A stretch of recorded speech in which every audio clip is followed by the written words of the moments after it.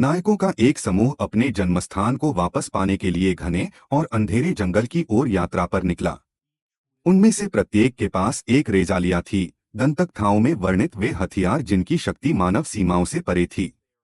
वे भीतर छिपे दानवी राक्षसों का सामना करने के लिए तैयार थे। लेकिन जैसे ही वे पहुंचे, उनका चालक एक काले राक्षस के हमले में तुरंत मारा गया। समूह तुरंत हरकत में आ गया।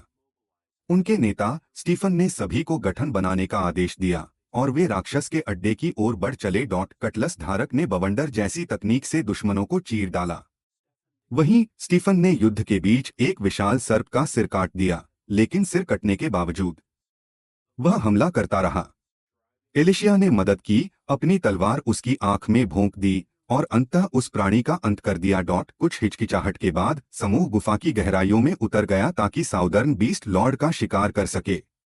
गुफा के हृदय में उन्होंने चांदनी के क्लेवाटेस का सामना किया। एक भयावह आभा ने कक्ष को भर दिया, विनाश का एक अशुभ संकेत।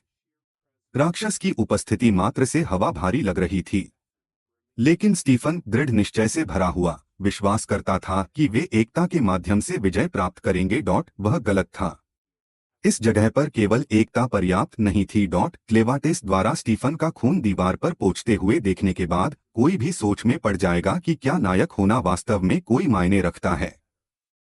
लेकिन उनका टैंक साहस से भरा हुआ विश्वास करता था कि वह कर सकता है। वह हमला करने के लिए उछला, लेकिन हवा में ही उसका सिर धड़ से अलग कर दिया गया। आखिरकार दूसरों को एहसास हुआ कि वे सीधे मुकाबले में जीत नहीं सकते, लेकिन अब उनके लिए पीछे हटना भी संभव नहीं था। क्लेवाटेस ने अपनी पूंछ का इस्तेमाल करके उन्हें एक एक करके मार डाला। वे भ्रमित थे कि यह इतनी तेजी से उन तक कैसे पहुंच रहा था, जब तक कि एलिशिया ने यह नहीं खोजा कि पूंछ उनके साये के माध्यम से हमला कर रही थी। उसने तुरंत सभी को आदेश दिया कि वे कूदें, ताकि वे अपनी ही परछाइयों से अलग हो जाएं। अपनी त्वरित समझदारी की वजह से एलिशिया ने खुद को बचा लिया और आने वाले हमले को कुछ देर के लिए रोक दिया। लेकिन बाकी का भाग्य इतना अच्छा नहीं था। एक नायक ने अपनी भाला जमीन में गाड़कर एक गोलेम को बुलाने का प्रयास किया, लेकिन जिस भूमि पर वे खड़े थे वह भी क्लेवाटेस के नियंत्रण में थी। उसकी जादू तुरंत टूट गई जब जमीन से पूंछ के कांटे फटकर निकले और उसे तुरंत चीर डाला। लांसर ने राक्षस को बलपूर्वक परास्त करने की उम्मीद में धावा बोला, लेकिन जैसे जैसे वह मौत से जूझता रहा, क्लेवाटेस को मानो कोई परवाह ही नहीं थी। वह सोच रहा था कि ऐसे कमजोर प्राणी उसकी भूमि में कैसे घुस आए। रुचि के अभाव में उसने शेष योद्धाओं का संहार कर दिया। अब केवल एलिशिया बची थी, जो आकाश में उड़ रही थी और हर हमले से निपुणता से बच रही थी। अंततः वह पास पहुंचने में सफल हुई और क्लेवाटेस के चेहरे पर वार किया, लेकिन उसके सबसे शक्तिशाली आघात का भी शायद ही कोई असर पड़ा। इस बीच क्लेवाटेस सोच रहा था, 1000 वर्षों की शांति के बाद इन मनुष्यों ने उसे क्यों परेशान किया।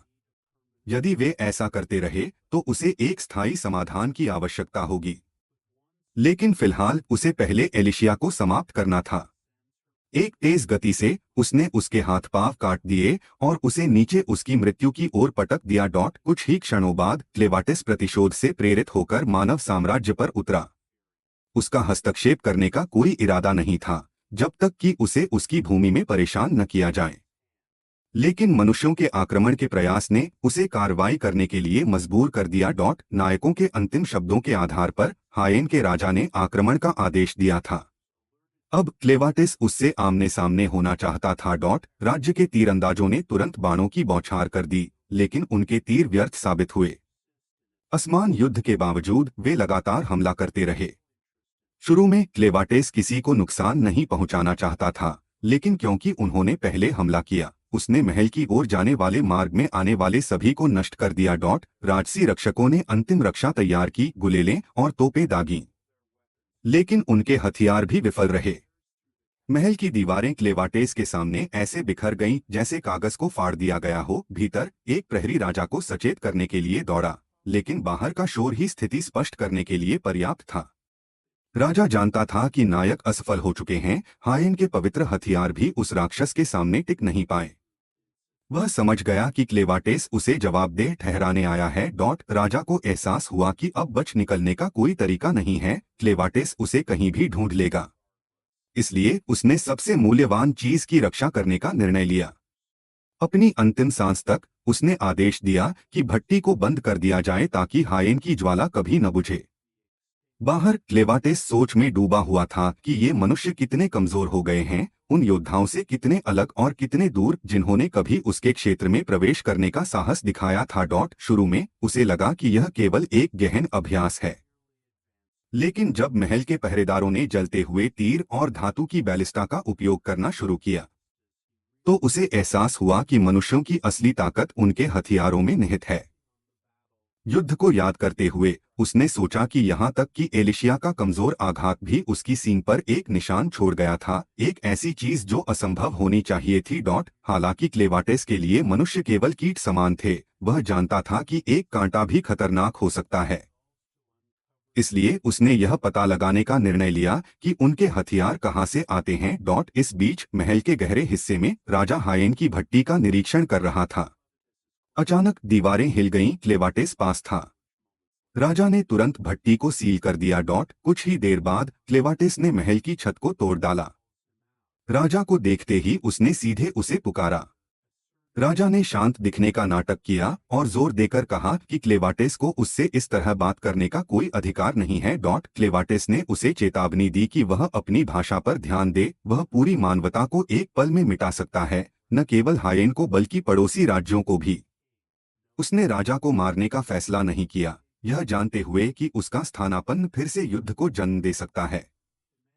इसके बजाय उसने उसे एक मौका दिया, यह बताने का कि नायकों को क्यों भेजा गया था। लेकिन राजा ने उसका अपमान किया और कहा कि कोई भी राक्षस कभी मानवता की महत्वाकांक्षा को नहीं समझ सकता।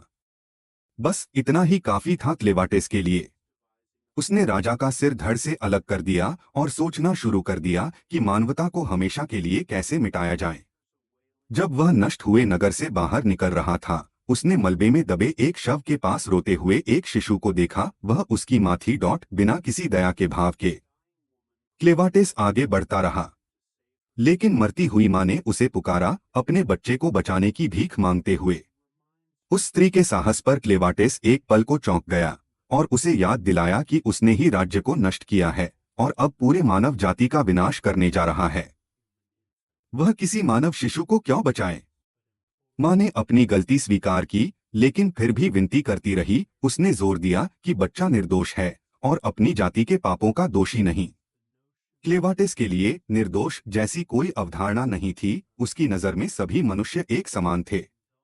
फिर भी उसने उस स्त्री की प्रार्थना स्वीकार की और पूछा कि क्या वह इस बच्चे के मूल्य को साबित कर सकती है। जानते हुए कि उसकी मृत्यु निकट है, स्त्री ने स्वीकार किया कि वह इसे साबित नहीं कर सकती, लेकिन उसने वादा किया कि अगर क्लेवाटेस ने बच्चे को बचा लिया तो एक दिन वह उसके असली मूल्य को स्वयं देखेगा। कुछ ही देर बाद वह स्त्री मर गई। क्लेवाटेस बिना कोई परवाह किए आगे बढ़ गया, लेकिन फिर वापस आया और बच्चे को उठा लिया। मानो उस मां के अंतिम शब्दों ने उसका पीछा नहीं छोड़ा था। उसे यकीन नहीं था कि उसका फैसला सही था या नहीं, लेकिन उसकी अनंत आयु की तुलना में एक मानव शिशु का जीवन केवल एक क्षण था। मात्र जिज्ञासा के कारण उसने उसे पालने का निर्णय लिया। एथिया नामक दुनिया में 5 प्रकार की मानवरूपी जातियां निवास करती थीं। पहली थी डन, सबसे अधिक संख्या में और अपनी वास्तुकला कौशल के लिए प्रसिद्ध। इसके बाद आती थीं ऑर्गाइट, चिकित्सा में निपुण और कुशल शिकारी। फिर स्लैडेन, उभयचर प्राणी जो नौवहन और मछली पकड़ने में विशेषज्ञ थे। उसके बाद थी बेंटी, प्रत्येक असाधारण शक्ति वाला लेकिन दूसरों के साथ सहयोग करने में असमर्थ। और अंत में हायेन का राज्य, जो कभी सबसे प्राचीन और धातुकर्म में सबसे उन्नत था और जिसने ब्लेड्स ऑफ हायेन नामक पौराणिक हथियार बनाए थे। लेकिन यह राज्य अब पूरी तरह नष्ट हो चुका था। एथिया की सीमाओं से परे केवल अंधकार था, एक विशाल प्रदेश जहां अंधकारमय प्राणियों का वास था, जिनमें 4 दानव स्वामी शामिल थे। उनमें से एक था क्लेवाटेस। अभी तक कोई भी मानव कभी महाद्वीप की सीमाओं से बाहर कदम नहीं रख पाया था। क्लेवाटेस अपने ठिकाने पर शिशु को लेकर लौटा। उसकी रक्षा करने के लिए उसने पहले आसपास के राक्षसों को भगा दिया और फिर बच्चे के पास लेट गया। आगे क्या करना चाहिए यह तय न कर पाने पर उसने सोचा कि शायद वह अपने ऊर्जा से शिशु के जीवन को लंबा कर सकता है। लेकिन उसने गौर किया कि बच्चा गंदा था। वह खुद इसे साफ करने की झंझट में नहीं पड़ना चाहता था, इसलिए उसने बिना हिचकिचाहट बच्चे को मकड़ियों के गड्ढे में फेंक दिया। बच्चा तुरंत रोने लगा, जो स्वाभाविक था क्योंकि वह मकड़ियों से घिरा हुआ था, लेकिन क्लेवाटिस शांत रहा और सुनिश्चित किया कि बच्चा सुरक्षित है। उस गड्ढे की मकड़ियां केवल गंदगी खाती थीं, इसलिए उसने बच्चे को वहां फेंका ताकि वह साफ हो सके। सुरक्षित होने के बावजूद यह भयावह अनुभव कम नहीं हुआ। जब उसने बच्चे को वापस उठाया तब भी वह लगातार रो रहा था और क्लेवाटिस धीरे धीरे चिढ़ने लगा, फिर भी एक अंधकार के स्वामी के रूप में। अब वह अपना निर्णय वापस नहीं ले सकता था, उसे इस पर डटे रहना था।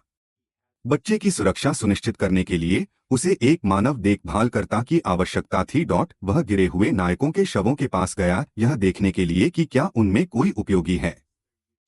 कुछ ही क्षण बाद एलिशिया ने अपनी आंखें खोलीं, आकाश की ओर देखते हुए।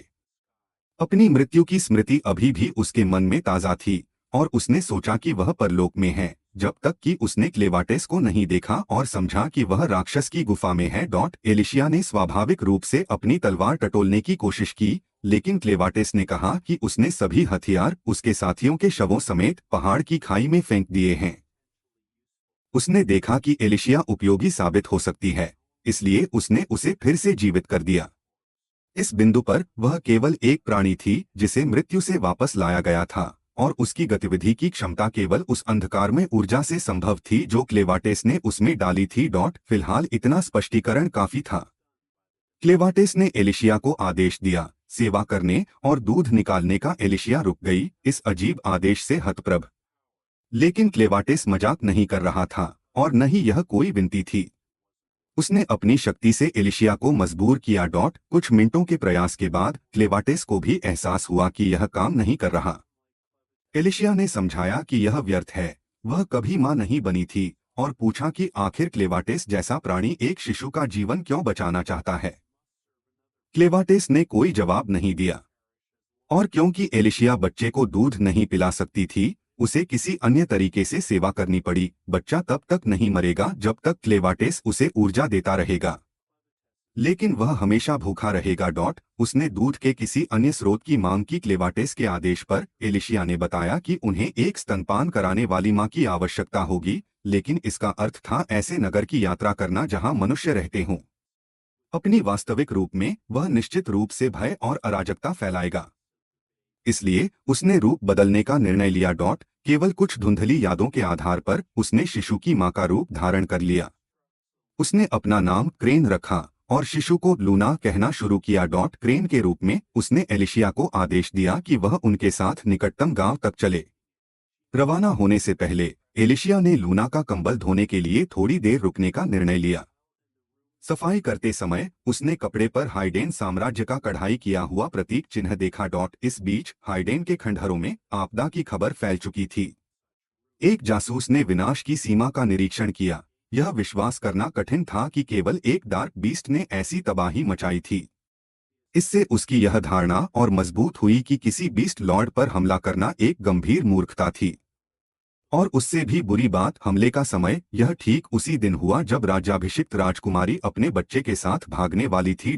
नदी किनारे एलिशिया ने क्रेन का सामना किया और पूछा कि क्या उसे पता था कि जब उसने लूना को उठाया तब वह शाही वंश से संबंधित थी।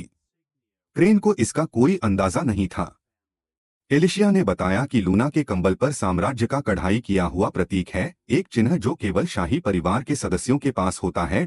पलटकर सोचते हुए क्रेन को याद आया कि उसने लूना को ढहे हुए महल के मलबे के नीचे से उठाया था, इसलिए यह सच था कि वह वास्तव में शाही रक्त की थी।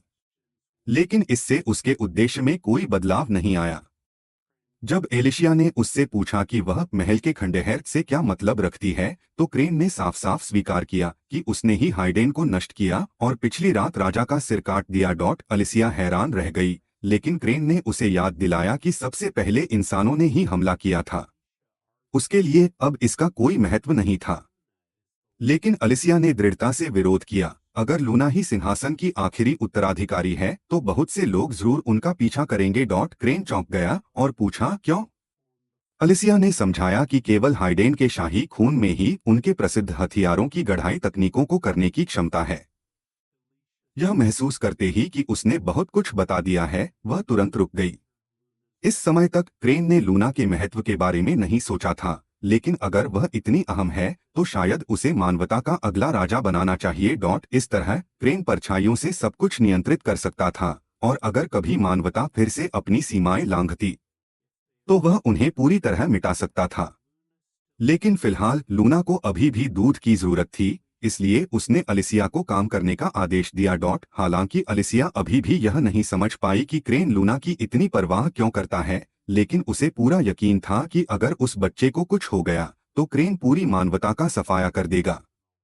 इसलिए किसी भी हालत में अलिसिया को लूना की सुरक्षा सुनिश्चित करनी ही होगी। क्लेवियाटिस और एलिसिया मानव क्षेत्र में पहुंचे, लेकिन उन पर तुरंत डाकुओं ने हमला कर दिया। एलिसिया की चेतावनी के बावजूद क्लेवियाटिस पर एक भारी प्रहार हुआ और वह लहूलुहान होकर गिर पड़ा। एलिसिया भयभीत और स्तब्ध रह गई, लेकिन इससे पहले कि वह कुछ कर पाती, किसी ने उसे पीछे से मारा और वह बेहोश हो गई। जब वह होश में आई तो उसने खुद को एक हिलती डुलती गाड़ी में पाया, जहां वह क्लेवियाटिस के साथ कैद थी। उसे यह देखकर आश्चर्य हुआ कि क्लेवियाटिस कितना शांत था, इसलिए वह रेंगते हुए उसके पास गई और पूछा कि केवल एक वार से वह कैसे गिर गया। क्लेवियाटिस ने बताया कि उसने हारने का नाटक किया था, क्योंकि वह कमजोर नहीं था, बल्कि इसलिए कि वह मानवों की कमजोरियों का अध्ययन करना चाहता था और तब तक छिपा रहना चाहता था जब तक लूना को हाइडेन का नया राजा घोषित न कर दिया जाए। एलिसिया ने उनकी वर्तमान स्थिति समझाई। वे अब कैदी थे, जिन्हें गंदे डाकू शायद दास के रूप में बेच देंगे। मानवों के मानक में भले ही ये डाकू शक्तिशाली हों, वे गंदी चालों पर निर्भर करते थे। यह सुनकर क्लेवियाटिस की रुचि बढ़ गई, केवल उनकी ताकत में ही नहीं बल्कि मानवता की समग्र स्थिति में भी। अंततः कैदियों को एक दूरस्थ खदान में लाया गया। वहां पहुंचने पर उन्हें लिंग के आधार पर अलग किया गया। जब एक आदमी ने भागने की कोशिश की तो एक डाकू ने तुरंत उसे मार डाला। एक गंजे डाकू ने खुद को रेवेन नामक समूह का सदस्य बताया और सभी को कड़ी चेतावनी दी कि अवज्ञा न करें। इसके बाद उसने एलिसिया को घूरते हुए कहा कि उसके लिए एक योजना है। चुपचाप देखता रहा क्लेवियाटिस, जबकि एलिसिया को घसीटकर ले जाया जा रहा था।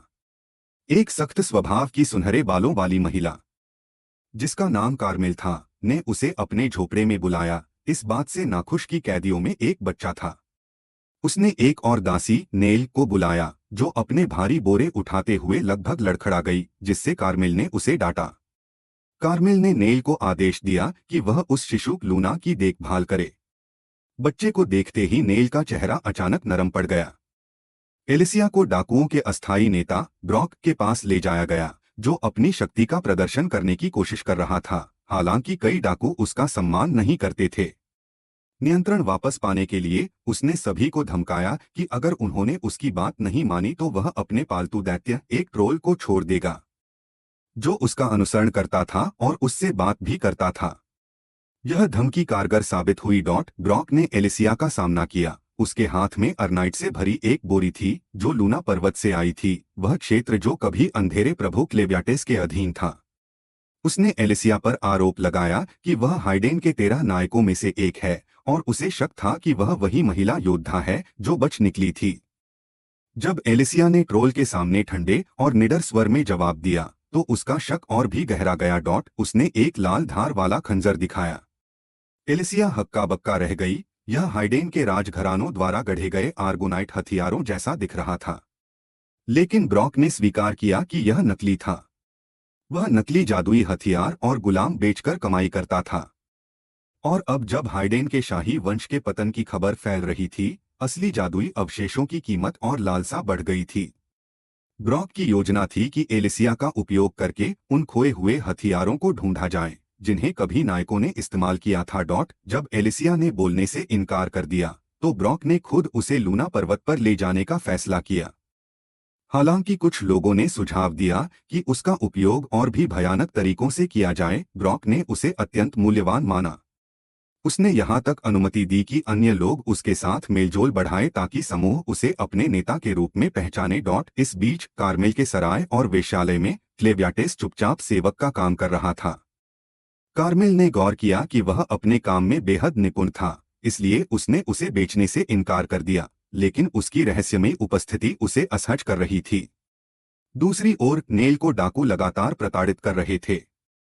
एक दिन जब वह शराब की बोतलें उठा रही थी, तो एक डाकू ने जानबूझकर उसके रास्ते में रुकावट डाली। बोतलें टूटते ही दो आदमियों ने उसे तुरंत बाहर घसीटा ताकि उसे सजा दी जा सके। उन्होंने नेल को तब तक पीटा जब तक वह रोने न लगी, लेकिन जब वे हंस रहे थे, अचानक उन्होंने खून की उल्टी की और गिर पड़े। क्लेव्याटेस की छायाओं ने उन्हें चुपचाप निगल लिया। कुछ देर बाद क्लेव्याटेस ने नेल से बात की। जब वह लूना को दूध पिला रही थी, उसने उससे उसके अतीत के बारे में पूछा। नेल ने बताया कि उसका जन्म डाकुओं के समुदाय में हुआ था और उसने कभी अपने पिता को नहीं जाना। उसकी मां ने उसे सबसे भयानक अत्याचारों से बचाया था, लेकिन जब वह 12 साल की हुई तो उसकी मां गायब हो गई। उसके बाद वह लगातार शोषण का शिकार होती रही। अपने अधिकांश दांत खो दिए और एक कान से बहरी हो गई। जब कार्मेल ने सराय खोली तो उसकी हालत थोड़ी बेहतर हुई। कार्मेल ने उसे सिखाया कि पुरुषों का सामना कैसे करना है ताकि लंबे समय तक पीड़ा सहने से बचा जा सके। हालांकि उसका शोषण जारी रहा, लेकिन अब वह इसे सहने में सक्षम हो गई थी।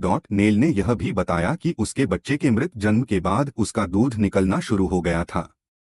अपने शोक के बीच वह एक दिन जागी और उसने पाया कि एक परित्यक्त शिशु उसका दूध पी रहा था।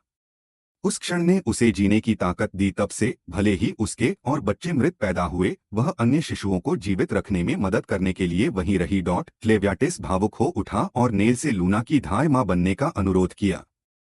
यद्यपि वह मनुष्यों पर भरोसा नहीं करता था, उसे विश्वास था कि नेल अलग है। लेकिन नेल ने शांतिपूर्वक मना कर दिया, समझाते हुए कि अन्य बच्चों को भी उसकी आवश्यकता है और इसके अलावा वह स्वयं एक दासी है और क्लेव्याटेस उसे बचाने की स्थिति में नहीं है। दूसरी ओर एलिसिया दो डाकुओं के साथ थी, जो उसे एक ऊंचे पुल से पार ले जा रहे थे। चलते समय डाकू एक आदमी का मजाक उड़ा रहे थे, जो झील में कूदने की तैयारी कर रहा था और जिसकी कमर में रस्सी बंधी हुई थी। एलिसिया को यह अजीब लगा और उसने डाकुओं की बातचीत से जाना कि वह आदमी कॉडवेर का खोया हुआ हथियार ढूंढ रहा था, जो कथित तौर पर एक पुरानी अर्नाइट खदान में था। अचानक एलिसिया को वीर कॉडवेर की कहानियां याद आईं, 13 नायकों में से एक जो इसी प्रकार की खदान में गायब हो गया था। उसने तुरंत नीचे खड़े आदमी को चेतावनी दी कि पानी में राक्षस हैं, मत कूदो। लेकिन उसने उसकी बात अनसुनी कर दी। अपनी पत्नी के सामने ही विशालकाय दानवी मछलियों ने उसे जीवित निगल लिया। डाकू क्रूरता से हंसे और खुलासा किया कि उनका उस आदमी को कभी छोड़ने का इरादा ही नहीं था।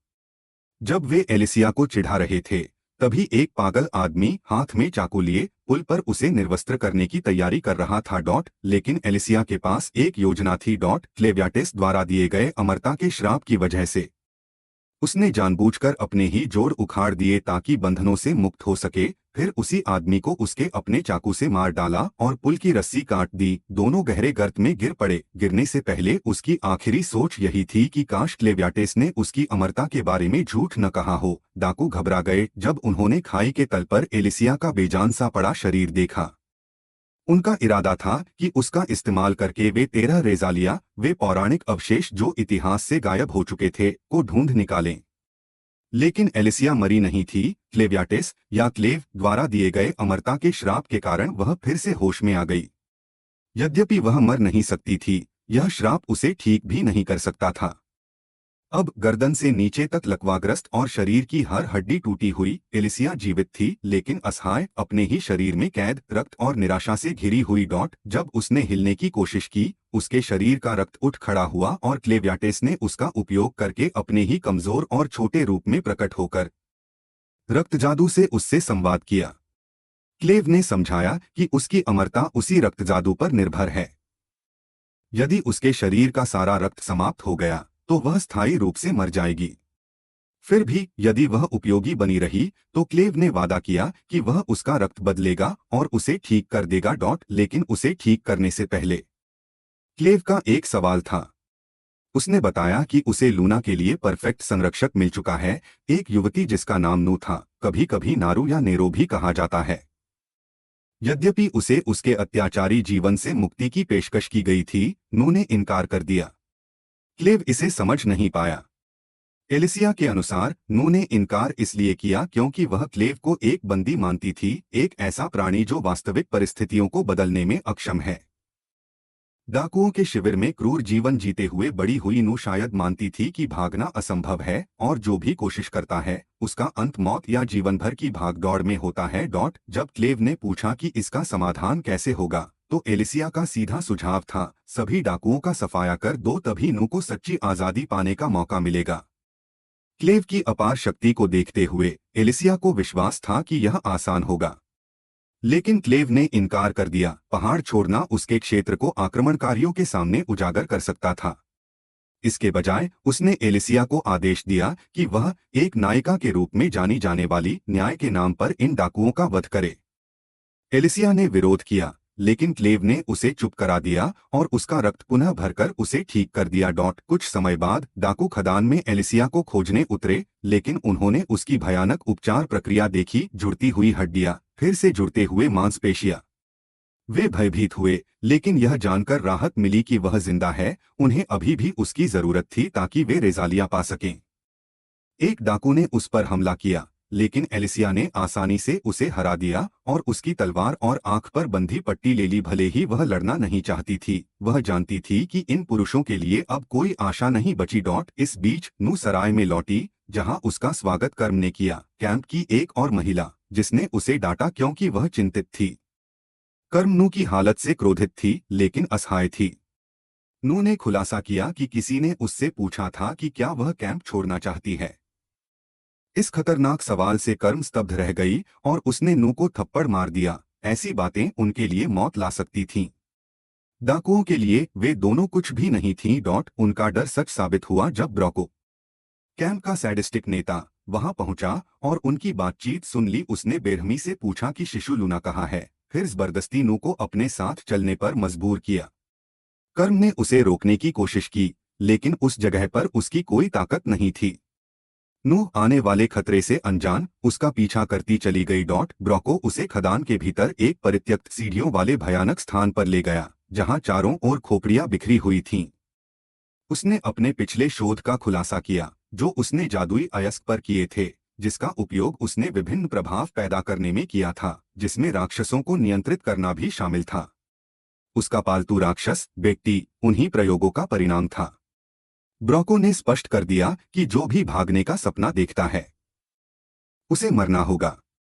उसने आदेश दिया कि नू को मार दिया जाए। भयभीत नू भागी। भागते हुए उसे पछतावा हुआ कि उसने क्लेव का प्रस्ताव ठुकरा दिया था।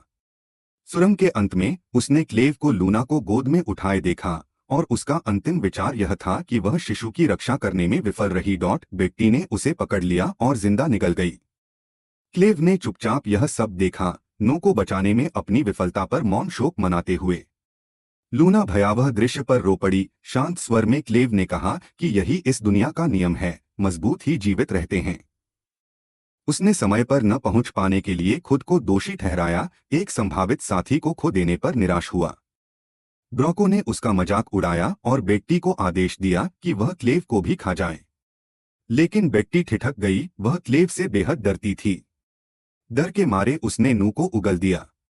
नू लगभग मर चुकी थी, उसके शरीर के कुछ हिस्से गायब थे और वह अम्ल से झुलसी हुई थी, लेकिन वह अब भी सांस ले रही थी। क्लेव ने उसके शरीर से अम्ल हटाया और लूना को उसके पास लिटा दिया ताकि वे अपने अंतिम क्षण साथ बिता सकें। इसके बाद उसने अपने साय का उपयोग करके लूना और नू को बचा लिया, बिना ब्रोको की नजर में आए। जब ब्रोको ने पीछे मुड़कर देखा, वे गायब थे और उसने संदेह किया कि क्लेव ने कोई जादुई मंत्र प्रयोग किया है। लेकिन क्लेव ने जिद की कि उसे जादू के बारे में कुछ नहीं पता।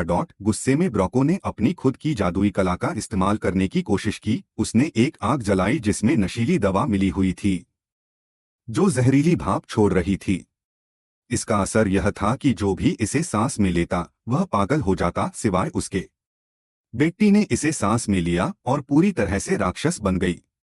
उसने क्लेव पर हमला किया और उसे गुफा में फेंक दिया, जहां वह अपनी कमजोर मानव जैसी अवस्था में बिल्कुल असहाय था। गिरते समय क्लेव ने एलिसिया को कोसा क्योंकि उसने उसे जादू के बारे में चेतावनी नहीं दी थी। इस बीच एलिसिया अपनी हत्या जारी रखती है।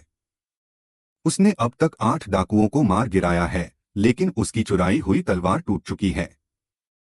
उसे तुरंत एक बेहतर हथियार की जरूरत है। लगभग 50 डाकू अभी भी बचे हुए हैं, और वह थकने लगी है।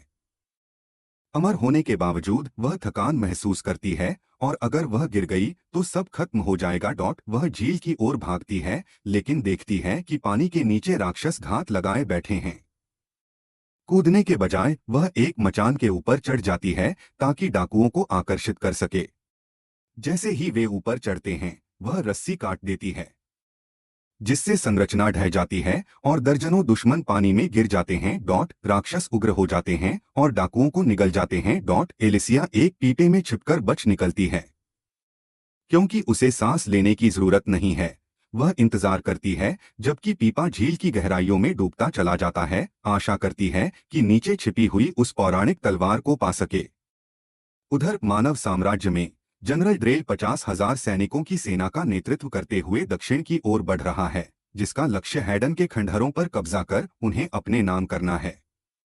हैडन की सेना के टूटे हुए अवशेष, जिनकी संख्या मुश्किल से 6,000 है और जिनके पास लगभग कोई जादूगर नहीं बचा है, बेतहाशा प्रतिरोध करने की कोशिश कर रहे हैं।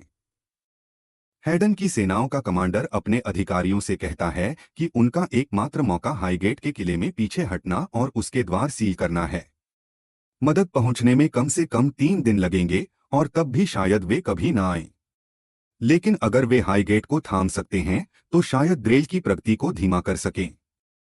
फिर भी कमांडर को संदेह है कि किले के भीतर अराजकता फैली हुई है। उसके आपात संदेशों का कोई जवाब नहीं आया और उसे लगता है कि वह ड्रेल के असली लक्ष्य को जानता है। हैडन का रॉयल फोर्ज उसके बिना कोई भी साम्राज्य सच्चे जादुई हथियार नहीं बना सकता।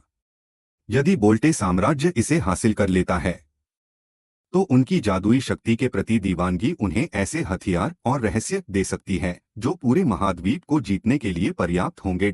इसी समय ड्रेल अपने सबसे शक्तिशाली जादूगर मेनार्ड से परामर्श करता है। मेनार्ड पुष्टि करता है कि हैडन का विनाश वास्तव में क्लेवाटेस ने किया था और यह कि शाही परिवार के सभी सदस्य मर चुके हैं सिवाय 6 महीने के युवराज के, जिसका ठिकाना अज्ञात है। लेकिन मेनार्ड को डाकुओं से सूचना मिली है, उन्होंने एक ऐसा शिशु पाया है जो युवराज के विवरण से मेल खाता है। ड्रेल उसे हर कीमत पर उस बच्चे को खोज निकालने का पूर्ण अधिकार दे देता है। उधर क्लेवाटेस का समूह एक नजदीकी कस्बे में रुकता है। नेल उसके लिए एक अजीब पेय तैयार करती है, कॉफी, जो उसने पहले ब्रोको के लिए बनाई थी। क्लेवाटेस ने इसके बारे में कभी नहीं सुना था, लेकिन चखने के बाद वह मानता है कि उसे यह पसंद आई। फिर नेल उससे उस रहस्यमय आदमी के बारे में पूछती है जिसने डाकू शिविर में उस पर हमला किया था। क्लेवाटेस समझाता है कि एलिशिया द्वारा जादूगरों के बारे में सच्चाई बताने के बाद गार्ट ने जाने और अपने स्वामी को रिपोर्ट करने का निर्णय लिया। क्लेव नेल को आश्वस्त करता है कि उसे नहीं लगता कि गार्ट फिर उन पर हमला करेगा। थोड़ी देर बाद एलिशिया गंभीर समाचार लेकर लौटती है। उसने ग्रामीणों से सीखा है कि बोल्टे साम्राज्य ने हैडन पर आक्रमण कर दिया है। हैडन का राजा मर चुका है, राजधानी नष्ट हो चुकी है और राष्ट्र अब किसी भी तरह जीवित नहीं रह सकता। पड़ोसी एसीन साम्राज्य ने हस्तक्षेप करने की कोशिश की, लेकिन बोल्टे ने उन्हें आसानी से कुचल दिया। क्लेवाटेस को समझ नहीं आता कि इससे उसे क्यों फर्क पड़ना चाहिए। वह केवल लूना को राजा के रूप में पालने में रुचि रखता है। हैडन का क्या होता है इससे नहीं। लेकिन एलिशिया जोर देकर कहती है कि यह मायने रखता है। बोल्टे के शासन में लूना कभी राजा नहीं बन सकता, केवल बोल्टे में जन्मे नागरिक ही शासन कर सकते हैं। और लूना का रूप स्पष्ट रूप से दिखाता है कि वह शुद्ध खून हेडनाइट है। इससे भी बुरी बात यह है कि ऐसा खून दुर्लभ और लालच का कारण है। बोल्टे साम्राज्य इसका उपयोग अर्केनोसाइट को परिष्कृत करने के लिए करता है, वही पदार्थ जो डार्क बीस्ट्स को कमजोर करता है। अगर ड्रेल सफल होता है तो लूना न केवल निर्वासित होगा बल्कि अपने खून के लिए उसका शिकार भी किया जाएगा। इसके बाद एलिशिया ड्रेल के अपराध की पूरी सच्चाई उजागर करती है।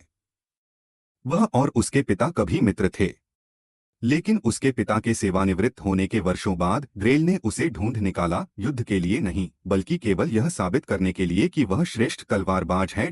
उसने एक बेमतलब की द्वंद्वयुद्ध में एलिशिया के पिता को घातक रूप से घायल कर दिया, फिर एलिशिया की आंखों में देखते हुए उनके घर को उड़ा दिया। जब एलिशिया अपने पिता की तलवार उठाने लगी तो उसके मरते हुए पिता ने उसे रोका। उसने उससे विनती की कि वह प्रतिशोध में अपनी जान बर्बाद न करे। इसके बजाय उसने कहा कि वह एक नायिका बने जो लोगों को बचाती है, और वादा किया कि वह हमेशा उसकी देखभाल करेगा। यह स्मृति अब भी उसके भीतर जलती है, लेकिन वह उसके अंतिम शब्दों को थामे रहती है। ब्रॉको की क्रूरता और ड्रेल के आसन्न खतरे को देखकर एलिशिया क्लेवाटेस से कहती है कि लूना का भविष्य सुरक्षित करने का एकमात्र तरीका बोल्टे के आक्रमण को रोकना और उन्हें हैडन से बाहर खदेड़ना है। क्लेवाटेस अनिच्छा से मानता है कि वह सही है। हालांकि वह कभी हैडन को नष्ट करना चाहता था, अब वह इसे बचाएगा लूना की खातिर। फिर भी वह एलिशिया को पीछे रहने का आदेश देता है।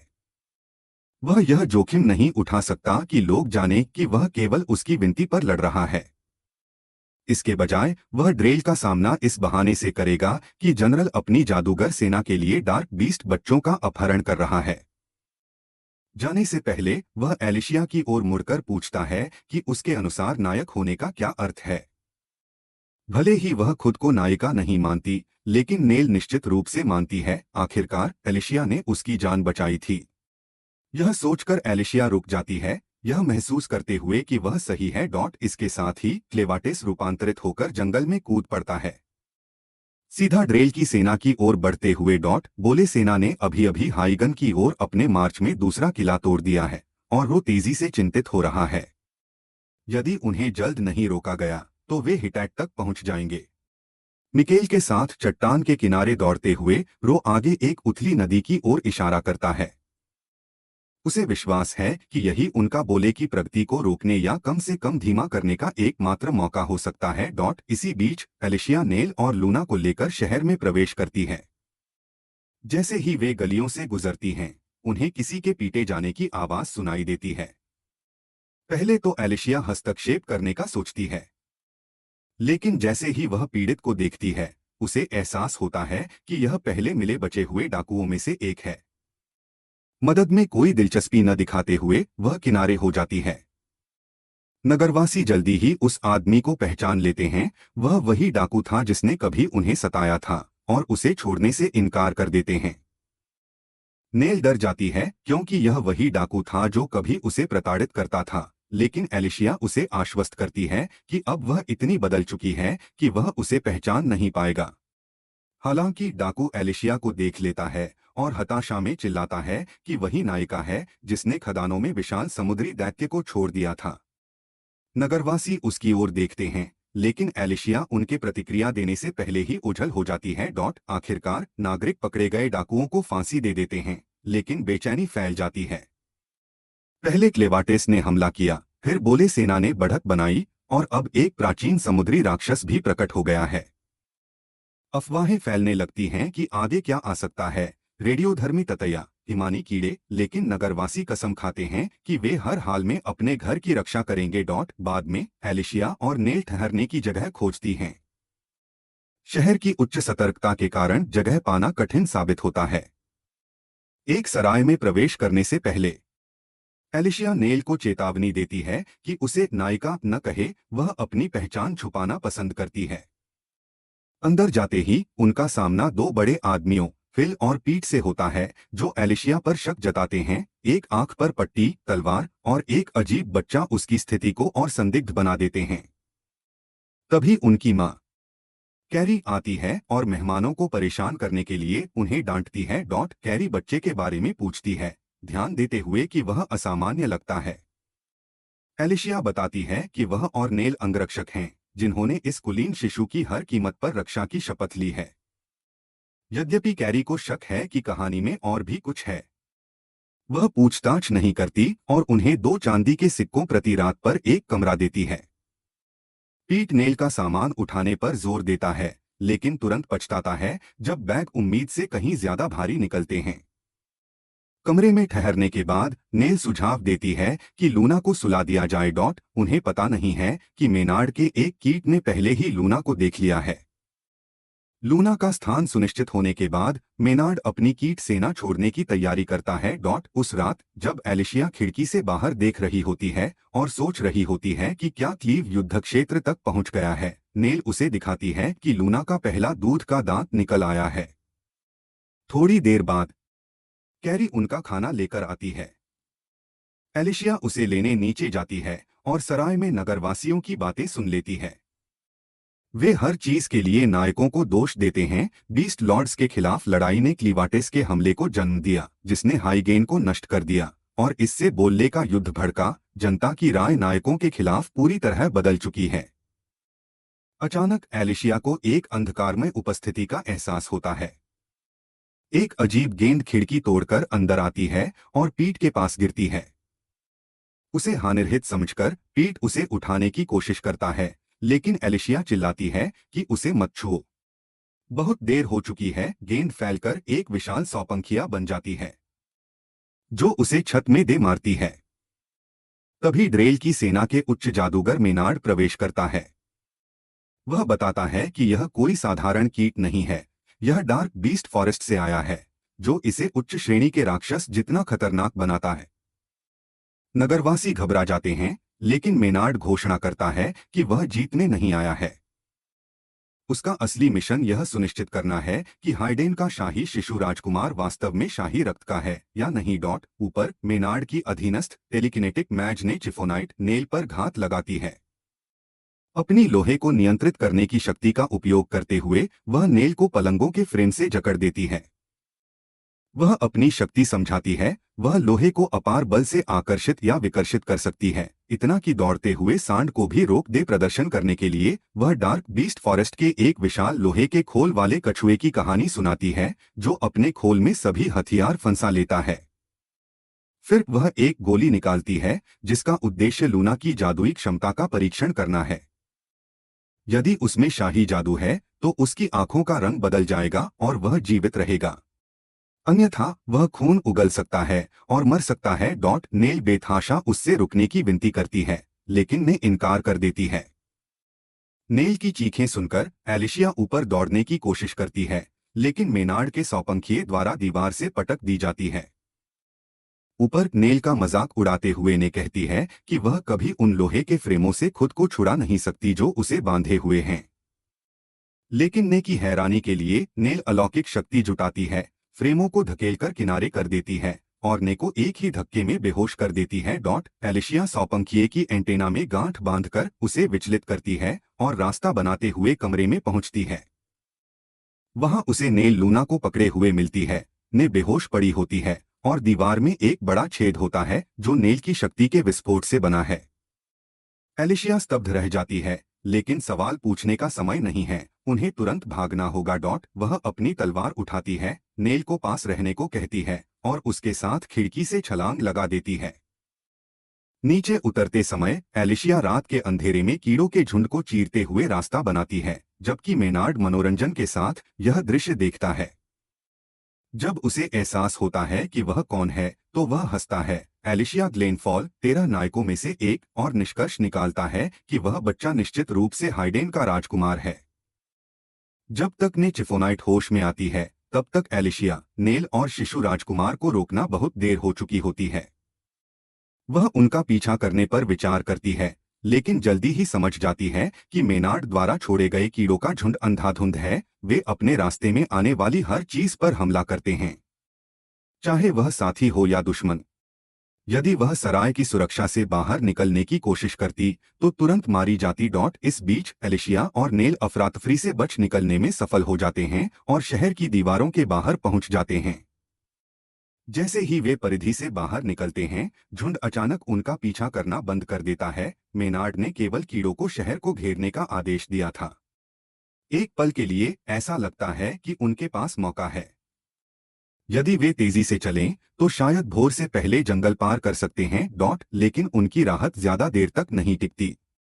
जंगल की गहराई में वे कीड़ों की एक दूसरी दीवार से टकराते हैं। यह झुंड पहले से भी बड़ा और ज्यादा आक्रामक है।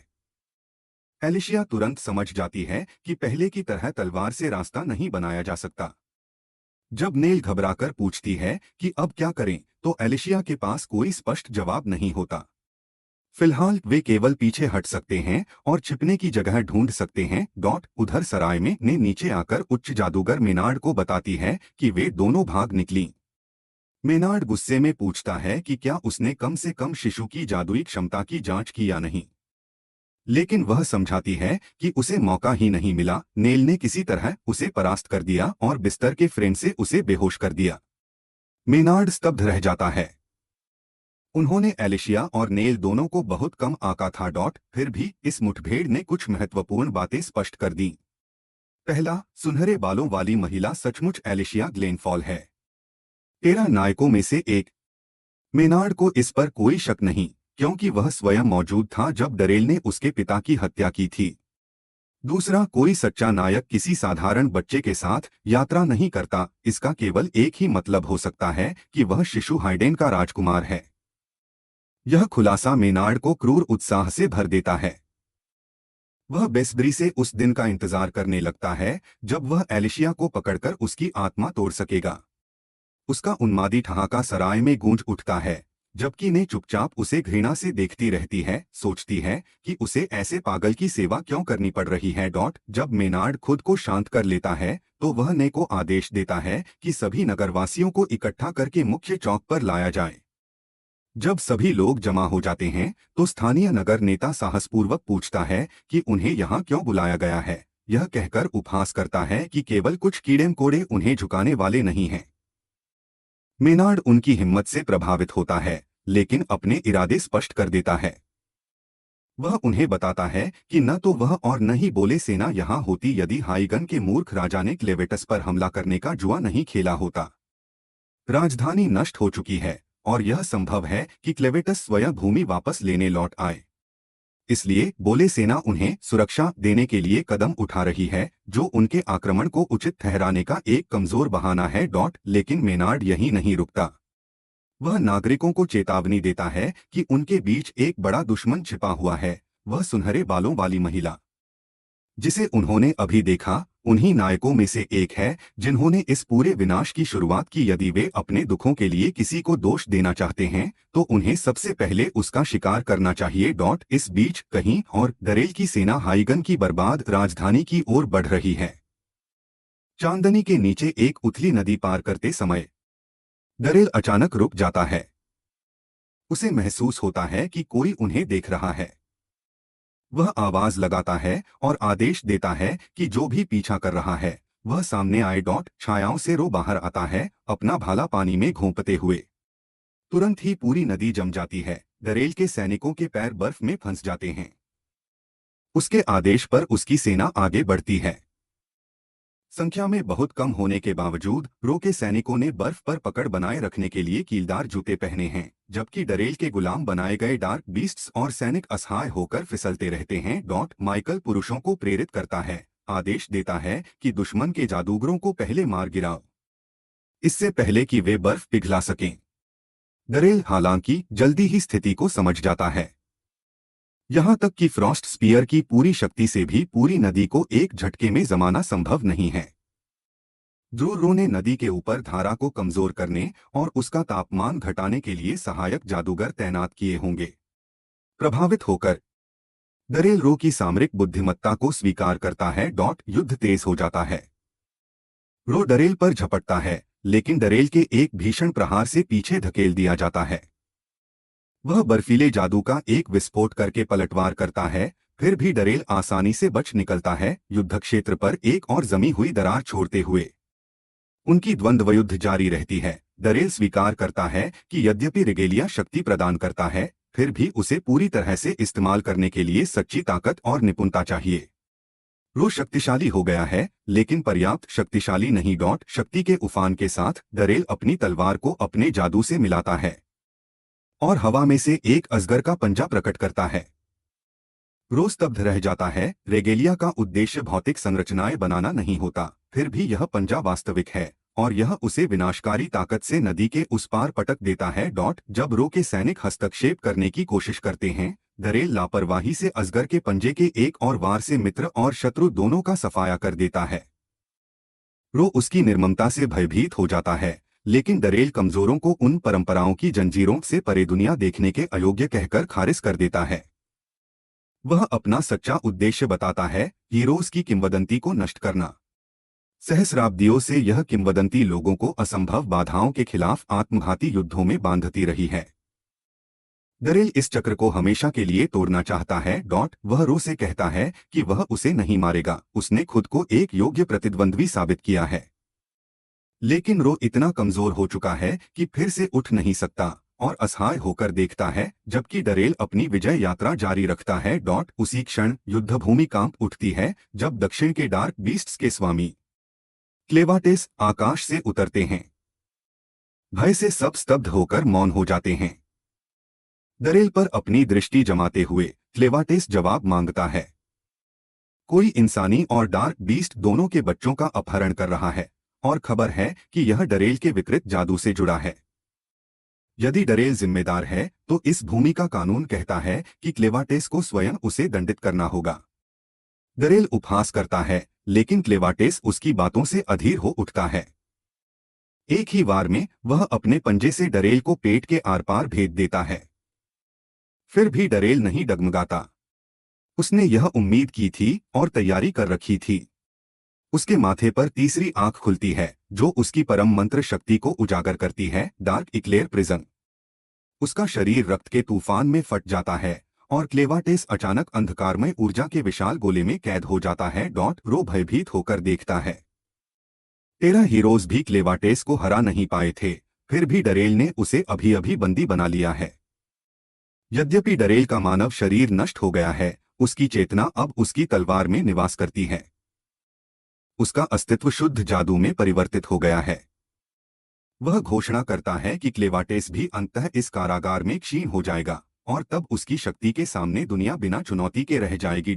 जैसे ही उसकी सेना पुनः संगठित होती है, डरेल उन्हें आगे बढ़ने का आदेश देता है। उसका मिशन अभी समाप्त होने से बहुत दूर है। इस बीच घने जंगल में एलिशिया और नेल आगे बढ़ते रहते हैं। अब भी मेनार्ड के कीड़ों के खतरे और गुस्साए नगरवासियों द्वारा पीछा किए जा रहे हैं, जिन्हें मेनार्ड के आदेश पर उनका शिकार करने के लिए प्रेरित किया गया है। युद्धभूमि पर दूर कहीं एक अशुभ हलचल को महसूस करते हुए, हालांकि वह अभी नहीं जानती कि यह क्लेवाटेस का भाग्य है, एलिशिया नेल से कहती है कि उन्हें चलते रहना होगा। और इस प्रकार रात भर उनकी यह निराशाजनक यात्रा जारी रहती है। मचान गिराकर और राक्षसों को डाकुओं को निगलने देने के बाद एलिशिया एक पीपे में छिपकर झील के तल तक डूब जाती है। क्लेवाटेस के श्राप के कारण वह दम घुटने से मर नहीं सकती, लेकिन उसका शरीर फिर भी कार्य करने के लिए ऑक्सीजन की सख्त जरूरत महसूस करता है। हर हरकत भारी और धीमी लग रही है।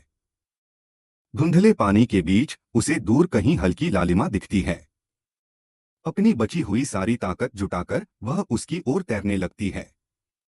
पास पहुंचने पर उसे पता चलता है कि यह रोशनी एक पौराणिक तलवार से निकल रही है। जैसे ही वह उसे पकड़ने वाली होती है, उसके बगल में एक विशाल आंख खुल जाती है। झील का तल हिलने लगता है, वह जमीन नहीं बल्कि पानी के भीतर सोया हुआ एक विशालकाय काला दैत्य है। अब जागकर वह उसे निगलने के लिए झपटता है। एलिशिया उसके दांतों के बीच फंस जाती है, लेकिन अफरातफरी में वह तलवार पकड़ने में सफल हो जाती है। उसकी शक्ति से वह खुद को आजाद कर लेती है, हालांकि ऑक्सीजन की कमी से उसका शरीर घायल और लगभग बेहोश हो जाता है। वह तलवार स्ट्रीम स्प्लिटर नामक रेजालिया निकलती है, जिसकी विशेष क्षमता उसे पानी के भीतर अत्यधिक प्रभावी बनाती है। उसे घुमाते हुए एलिशिया खुद को पानी के ऊपर एक टॉर्पीडो की तरह धकेल देती है। वह पानी से बाहर निकलती है और हांफते हुए सांस भरती है, जिंदा लेकिन बेहद थकी हुई। हालांकि प्राचीन दैत्य उसके पीछे पीछे ऊपर आता है और तांडव मचाना शुरू कर देता है, शेष बचे डाकुओं को निगल जाता है। एलिशिया लड़ने पर विचार करती है, लेकिन जल्दी ही समझ जाती है कि ऐसे जीव के सामने उसकी कोई संभावना नहीं। सौभाग्य से उसे ऐसा करने की जरूरत भी नहीं, क्योंकि यह डाकुओं का अड्डा है। वह बस उन्हें उनके भाग्य पर छोड़ने का फैसला करती है। जैसे ही वह जाने को मुड़ती है, कुछ बचे हुए डाकू उससे मदद की भीख मांगते हैं। एलिशिया बेरहमी से इनकार कर देती है। उसके साथ उन्होंने जो कुछ भी किया, उसके बाद वह उन्हें बचाने के बजाय उनकी कब्रों पर नाचना पसंद करेगी। दैत्य बाकी सभी को निगलकर खत्म कर देता है, और चूंकि वह पानी में रहने वाला राक्षस है, उसे शाफ्ट से बाहर आने में कोई दिलचस्पी नहीं। इस तरह डाकुओं का गढ़ पूरी तरह नष्ट हो जाता है। तभी क्लेवाटेस एलिशिया से टेलीपैथिक रूप से बात करता है। वह भले ही देख नहीं सकता कि क्या हुआ, लेकिन महसूस करता है कि उसका मिशन पूरा हो चुका है और उसकी सराहना करता है। लेकिन वह स्वीकार करता है कि उसे स्वयं एक समस्या का सामना करना पड़ रहा है। वह दबाव में है। सबसे शक्तिशाली अंधकारमय दैत्यों में से एक होने के बावजूद अपने मानवीय रूप में वह ऐसी चीज के प्रति संवेदनशील है जिसकी उसने कभी कल्पना भी नहीं की थी, जादू। डाकू नेता ब्रोको ने आर्कैनोसाइट मिश्रित लाल धुंध छोड़ी है, जो अंधकारमय दैत्यों के लिए विषैली है। एलिशिया जैसे मनुष्यों के लिए हानिरहित होते हुए भी यह क्लेव की तीव्र इंद्रियों को कुंद कर देती है। उसकी सूंघने की शक्ति बंद हो जाती है और उसके कानों में लगातार आवाज गूंजती रहती है। वह एलिशिया को जादू के बारे में चेतावनी न देने के लिए कोसता है और उसे तुरंत उसकी मदद के लिए आने का आदेश देता है। पहले ब्रोको ने अपने पालतू दैत्य बेट्टी को धुंध का उपयोग करके क्लेव पर हमला करने के लिए मजबूर किया था, लेकिन कमजोर होने के बावजूद क्लेव का क्रोध प्रचंड है। वह अपनी छाया शक्तियों को बुलाता है और एक ही वार में बेट्टी को मार देता है, जिससे ब्रोको भयभीत हो जाता है। डाकू सरगना समझ जाता है कि क्लेव की क्षमताएं किसी भी जादू जैसी नहीं हैं जो उसने पहले कभी देखी हों। घबराकर वह गुफाओं के भीतर और गहराई में भाग जाता है। भागते हुए ब्रोको को न्यू का टूटा हुआ शरीर मिलता है, वही युवती जिसे क्लेव ने पहले बचाने की कोशिश की थी और जिसे बेट्टी ने लगभग निगल लिया था। पास ही शिशु लूना रोती हुई उसके पास बैठी होती है। यह देखकर ब्रोको एक दुष्ट योजना बनाता है। एलिशिया अंततः गुफाओं के केंद्र में पहुंचती है। धुएं से भरी सुरंगों में दौड़ते हुए उसकी सांसें तेज चल रही हैं। क्लेव तुरंत उसकी हाथ में पकड़ी तलवार पर ध्यान देता है और पूछता है कि यह क्या है। एलिशिया रक्षात्मक स्वर में झुंझलाते हुए कहती है कि वह इसे नहीं छोड़ेगी। इसे पाने में उसकी जान लगभग चली गई थी। उसकी राहत के लिए क्लेव को उस हथियार में कोई खास दिलचस्पी नहीं होती और वह उसे रखने देता है। लेकिन असली समस्या अब भी बनी हुई है, लाल धुंध।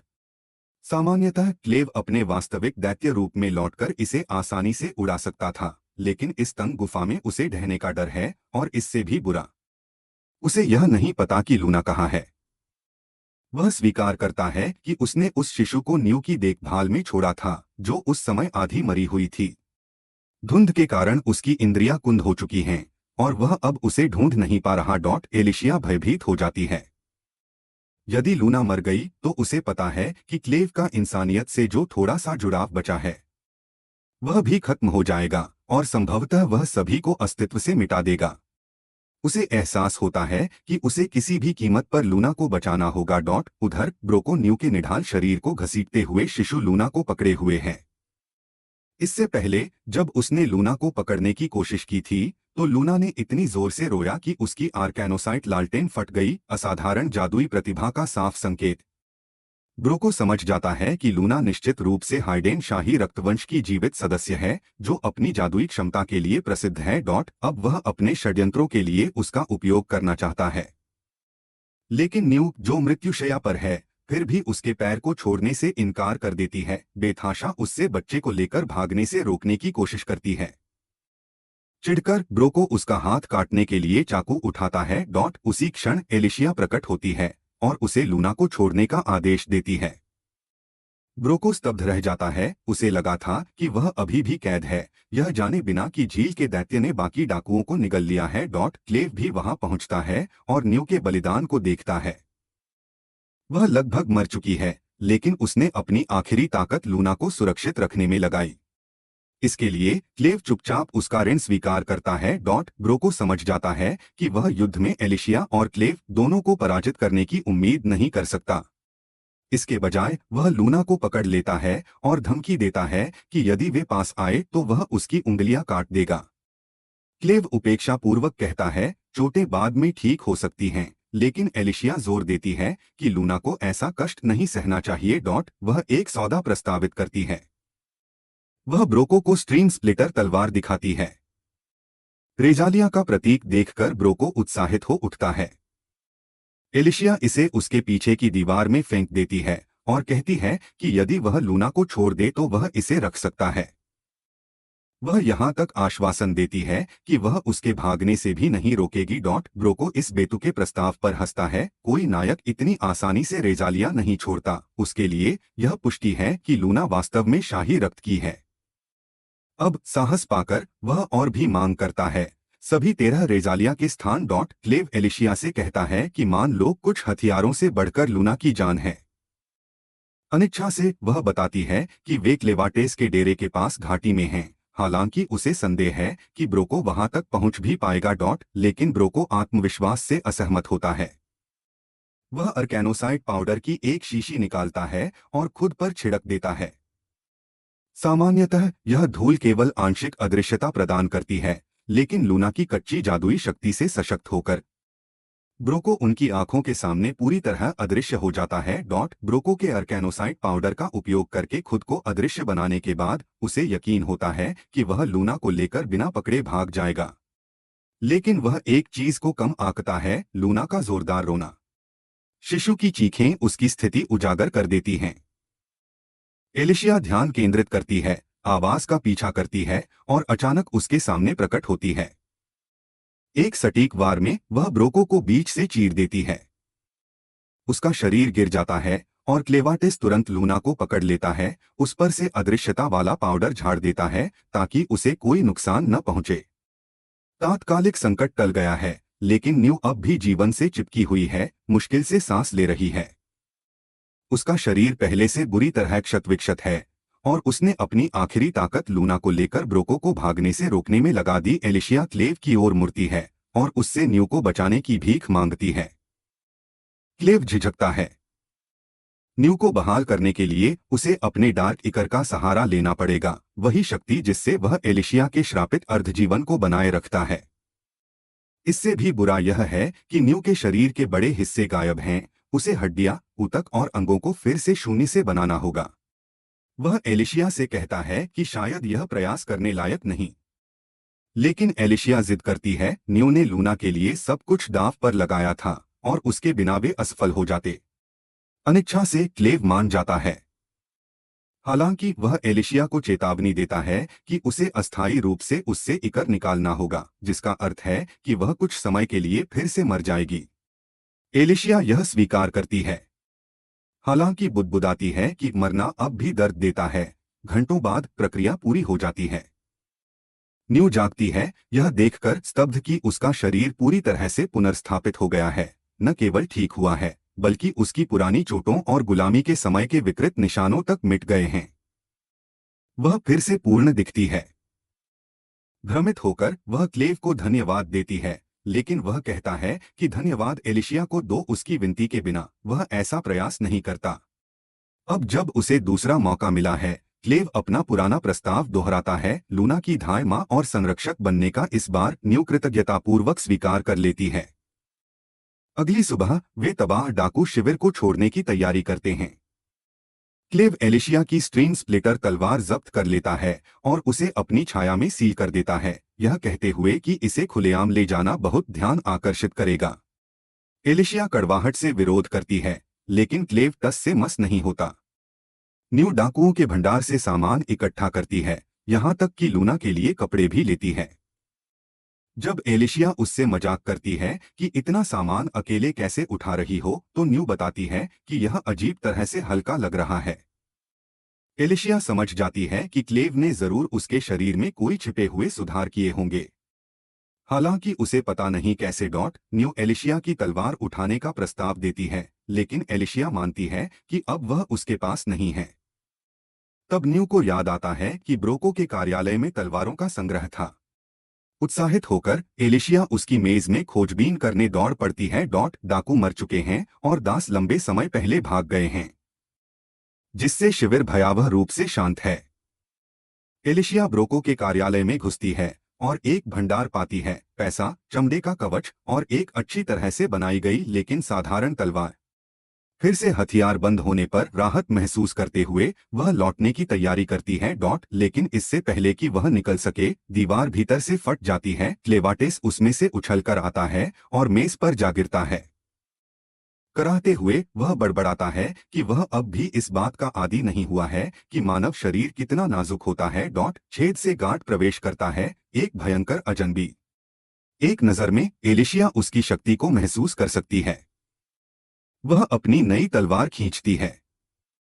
गांठ इतनी ताकत से लात मारता है कि उसकी हवा का दबाव ही एलिशिया के गाल को चीर देता है। हालांकि वह इस बात से प्रभावित होता है कि उसने बचाव कर लिया, लेकिन वह उसे लातों की बौछार से पछाड़ देता है, अंततः उसे हवा के झोंके से छत के पार उड़ा देता है। एलिशिया बाहर लड़खड़ाते हुए खड़ी होती है, घायल लेकिन अडिग।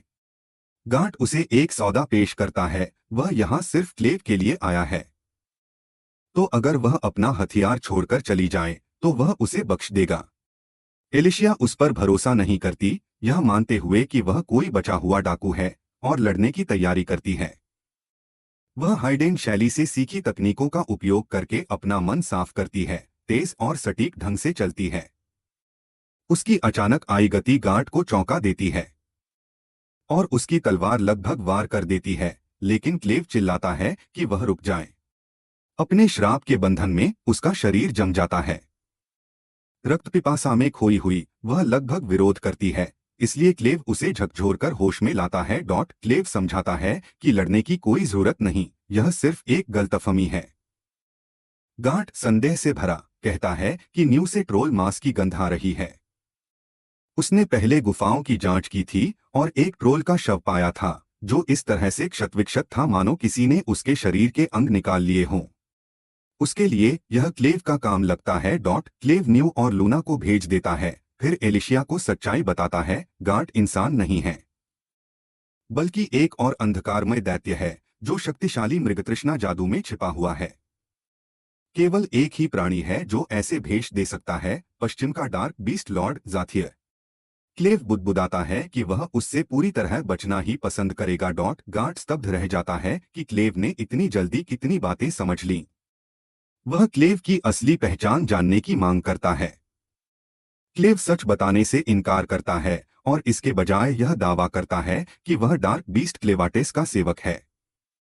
संतुष्ट होकर गांठ अपना मृगतृष्णा जादू छोड़ देता है और अपना असली रूप दिखाता है, ज़ाथियर की सेवा करने वाला एक भयानक पक्षी दैत्य। खुद को साबित करने के लिए क्लेव अपनी एक छाया पूंछ दिखाता है। इतना ही गांठ के लिए पर्याप्त है, जो युद्धविराम की घोषणा करता है। एलिशिया इस खुलासे से हिल जाती है, यदि अन्य अंधकारमय दैत्य इंसानों के रूप में रह सकते हैं तो फिर क्लेवाटेस के खिलाफ नायकों के युद्ध का क्या मतलब था।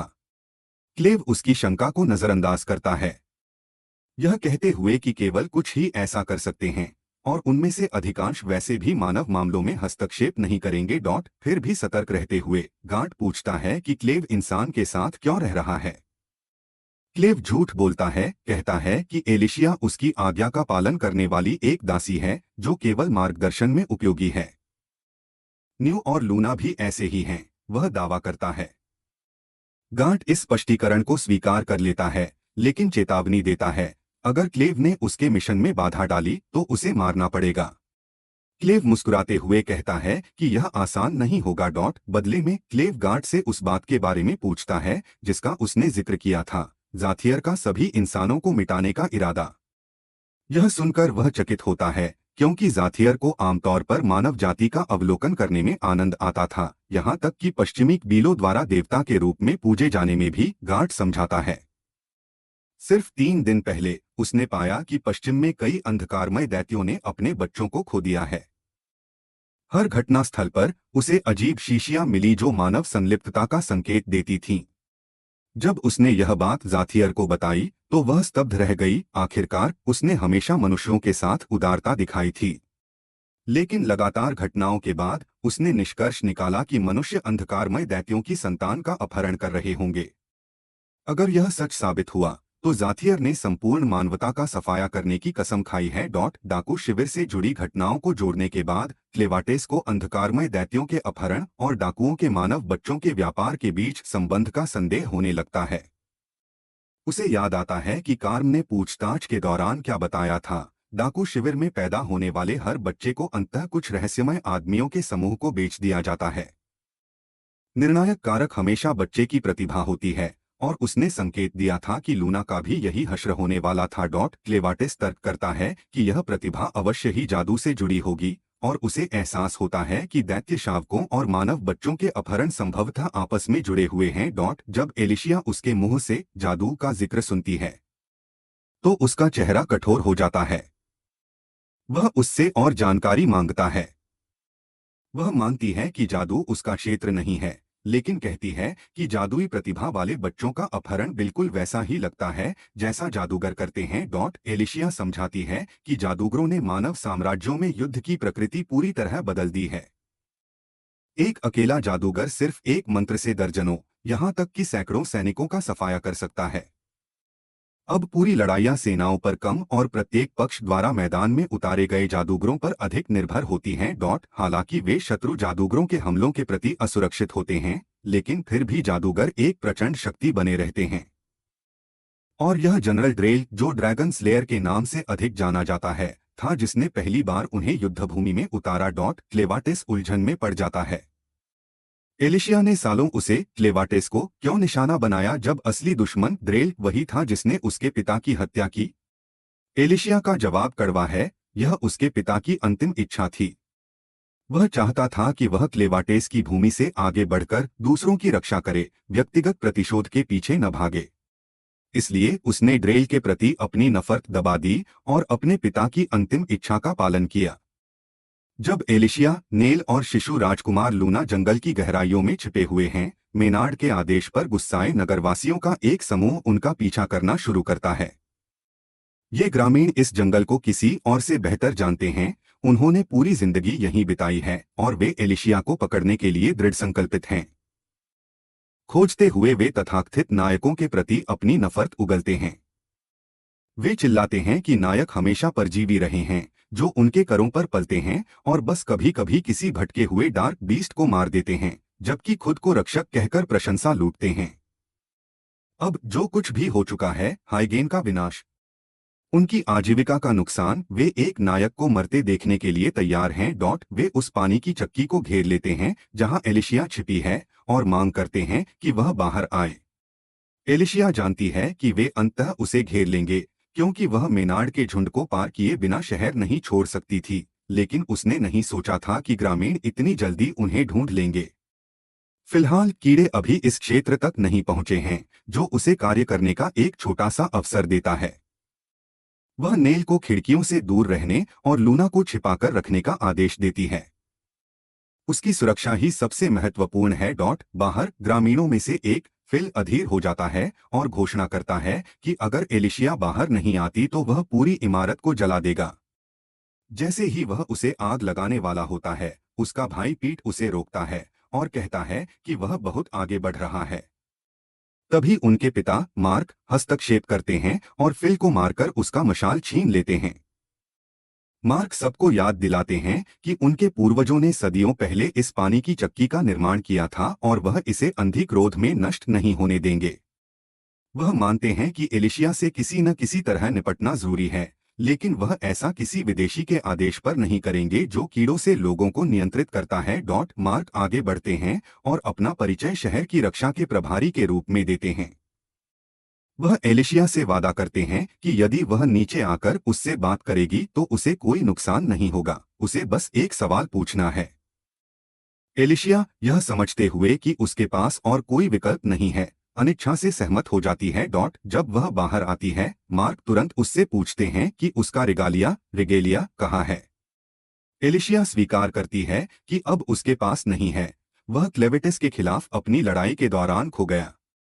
वह और अन्य नायक पूरी तरह नष्ट हो गए थे और वह समझती है कि नगरवासी उससे नफरत क्यों करेंगे। लेकिन उसकी आश्चर्य की बात यह है कि मार्क उस पर हमला नहीं करता। वह कहता है कि अगर उसने अपना रिगालिया बेच दिया होता और मिशन छोड़ दिया होता तो वह बिना हिचकिचाए उसे मार डालता। लेकिन अगर उसने सच में लड़ाई लड़ी और बस हार गई तो वह उसे दोषी नहीं ठहरा सकता। असंभव मिशन उसका चुनाव नहीं था, यह राजा था जिसने नायकों को मरने के लिए सदियों पुरानी परंपरा का पालन करने पर जोर दिया था। फिर मार्क पूछता है कि उसे क्या लगता है, अब उन्हें क्या करना चाहिए। क्या उन्हें उस परंपरा से चिपके रहना चाहिए और डार्क बीस्ट टेरिटरी से आगे बढ़ने की कोशिश करनी चाहिए। या हार मानकर अपने सीमित संसार में ही जीना चाहिए। एलिशिया को क्लेवेटिस के साथ अपनी लड़ाई याद आती है। कैसे? जब वह बुरी तरह घायल होकर हवा में उछाली जा रही थी, उसने दुनिया की एक झलक देखी थी। वह विशाल थी, असीमित थी और गोल थी। अपनी असफलता के बावजूद वह मानती है कि उन्हें कभी भी उस महान संसार तक पहुंचने की कोशिश करना नहीं छोड़ना चाहिए। ऐसी सच्चाइयां और अवसर हैं जो केवल उसी छलांग से मिल सकते हैं। वह स्वीकार करती है कि उसने हाल ही में किसी ऐसे व्यक्ति से मुलाकात की जो अहंकारी और भयावह था, लेकिन जिसने उसकी आंखें खोल दीं कि उसका संसार कितना छोटा था। अब जबकि उसे पता है कि उससे परे कितना कुछ है, वह यह मानने से इनकार करती है कि उनका संघर्ष व्यर्थ है। मार्क उसकी दृढ़ता से प्रभावित होता है। वह उससे कहता है कि वह जाने के लिए स्वतंत्र है, वह बाकी लोगों को शांत कर देगा, लेकिन चेतावनी देता है कि उसे अभी भी मेनार्ड के कीट बाधा को पार करने का अपना रास्ता खोजना होगा। इससे पहले कि वह जा सके, मेनार्ड अचानक अपने विशाल सेंटीपीड कनखजूरा पर सवार होकर प्रकट होता है। मार्क द्वारा उसकी मजाक खराब करने से क्रोधित होकर मेनार्ड उसे सबके सामने मार गिराता है और आखिरी जीवित नायक को माफ करने के लिए उसका मजाक उड़ाता है। एलिशिया तुरंत प्रतिक्रिया देती है, सेंटीपीड को टुकड़े टुकड़े कर देती है, लेकिन मेनार्ड बच निकलता है और पूरे झुंड को हमला करने के लिए बुलाता है। अब शहर गंभीर खतरे में है। एलिशिया सभी को आदेश देती है कि वे खुद को पानी की चक्की के अंदर बैरिकेड कर ले जबकि वह बाहर मोर्चा संभालेगी। मेनार्ड उसका मजाक उड़ाता है, उसकी सहनशक्ति से प्रभावित होकर भी यह विश्वास रखते हुए कि वह ज्यादा देर तक नहीं टिक पाएगी। उसके झुंड में जहरीली मधुमक्खियां, रक्त नष्ट करने वाले मकड़ियां और जमीन खोदने वाली चींटियां शामिल हैं, और जब एलिशिया विशाल कीड़ों से लड़ने पर ध्यान केंद्रित करती है तो छोटे छोटे कीड़े धीरे धीरे उसे विषाक्त कर रहे होते हैं। जहर उसका शरीर तोड़ने लगता है, वह कांपने लगती है और उसे एहसास होता है कि क्लेन के डार्क एकर रक्त से मिली अमरता अब कमजोर हो रही है। अगर जहर उसकी नसों में बहते उस काले तरल को नष्ट कर देता है तो वह मर जाएगी। अराजकता के बीच मेनार्ड प्रकट करता है कि नायकों से उसकी नफरत बचपन से ही है। वह कभी उनका प्रशंसक था, लेकिन जब आग में उसने अपना पूरा परिवार खो दिया और नायकों ने मदद के लिए कुछ नहीं किया, तब से उसने उनसे घृणा करनी शुरू कर दी। अब वह उसकी पीड़ा में आनंद ले रहा है। जैसे ही एलिशिया लड़खड़ाती है, उसे अचानक एक परिचित आवाज सुनाई देती है, क्लेन की, जो उसके सीने से बोल रही होती है। उसका छायादार रूप संक्षेप में प्रकट होकर उसे जल्दी खत्म करने के लिए प्रेरित करता है, क्योंकि उसे उसकी कहीं और जरूरत है। अंदर ग्रामीण और नेल बेतहाशा चक्की की दरारों को सील कर रहे हैं और अंदर घुसने वाले किसी भी कीड़े को कुचल रहे हैं। लूना की मौजूदगी उन्हें और अधिक जोश से लड़ने के लिए प्रेरित करती है। बाहर मेनार्ड अपना परम हथियार बुलाता है, एक विशाल भूमिगत बिच्छू, और एलिशिया को नदी में फेंक देता है। सतह के नीचे क्लेन पूरी तरह प्रकट होता है और उसे बताता है कि जबकि जहर डार्क एकर को कमजोर करता है, यह उसे तुरंत नहीं मारेगा। फिर भी जब तक जहर खत्म नहीं होता, वह पुनर्जीवित नहीं हो पाएगी, जिससे वह बेहद असुरक्षित हो जाती है। ऊपर मेनार्ड धमकी देता है कि अगर वह जल्द सतह पर नहीं आई तो वह पानी की चक्की में मौजूद सभी को मार डालेगा। इस बीच अजीब लार्वा पूरे जंगल में फूट पड़ते हैं, हर चीज को निगलते हुए। उनका उद्देश्य एलिशिया को हराना नहीं है, वे तो बस ग्रामीणों की आजीविका नष्ट करने का मेनार्ड का क्रूर तरीका है। जैसे ही लार्वा जंगल को चट कर जाते हैं और चक्की की छत को कुतरने लगते हैं, मेनार्ड अपने एक तीर से दो शिकार वाले योजना पर हंसता है। दृढ़ निश्चय के साथ एलिशिया नदी से बाहर निकलती है, लेकिन वह बहुत देर कर चुकी है। कई लार्वा पहले ही प्यूपा बन चुके हैं और कुछ ही क्षणों बाद विशाल पतंगों का तूफान निकलता है, अपनी परतदार धूल से उसे अंधा कर देता है। लगभग असहाय वह बिच्छू द्वारा परे फेंक दी जाती है। उसे मौत के कगार पर देखकर क्लेन आखिरकार पूरी तरह हस्तक्षेप करता है, अपने साय से उसका रेगालिया स्ट्रिंग स्प्लिटर निकालते हुए। मेनार्ड यह देखकर घबरा जाता है, यह निस्संदेह एक रेगालिया है। क्लेन उसे निर्देश देता है, सभी जीवित चीजें ज्यादातर पानी होती हैं, यहाँ तक कि कीड़े भी उन्हें एक नदी की तरह मानो, इसे जल्दी खत्म करो। एलिशिया उसकी बात मानती है, तलवार पकड़ती है। एक ही वार में वह अपने आसपास के झुंड को वाष्पित कर देती है। फिर अपनी आखिरी ताकत जुटाकर वह फ्लोइंग वाटर स्लैश का प्रदर्शन करती है, ऊर्जा की एक लहर छोड़ते हुए जो जंगल में हर कीड़े का सफाया कर देती है।